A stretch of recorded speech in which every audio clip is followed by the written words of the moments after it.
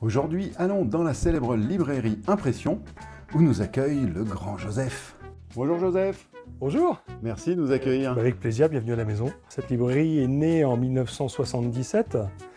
C'est Sylvain Sergex qui l'a créée à l'époque. Quand il a créé la librairie, il a créé en même temps sa maison d'édition qui s'appelait Artefact. C'est le premier à avoir édité un manga en France, et il l'a fait dans les années 80. Il faut savoir que Sylvain est également un personnage de bande dessinée, car c'est le personnage de John D. Fool dans L'Incal.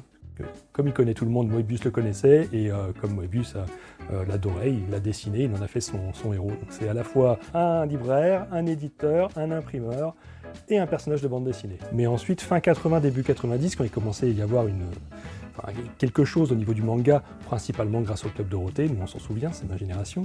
Quand j'ai repris la librairie, Fred et Sylvain m'ont raconté que quand ils ont commencé, il y avait la queue jusqu'à super loin. Ils faisaient rentrer les enfants par deux, parce que sinon ils s'en sortaient pas. Et c'était une des premières librairies, si ce n'est la première, à avoir vendu du manga en France, début 90. Est-ce que tu pourrais nous citer deux grands coups de cœur, un en manga et un en non-manga, s'il te plaît? En non-manga, c'est facile, parce que j'ai trouvé, je pense, l'album de l'année. C'est Plus loin qu'ailleurs de Chabouté.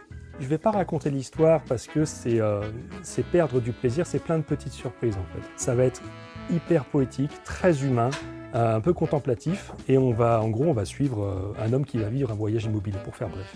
Mais ça, c'est une merveille, il faut l'acheter absolument.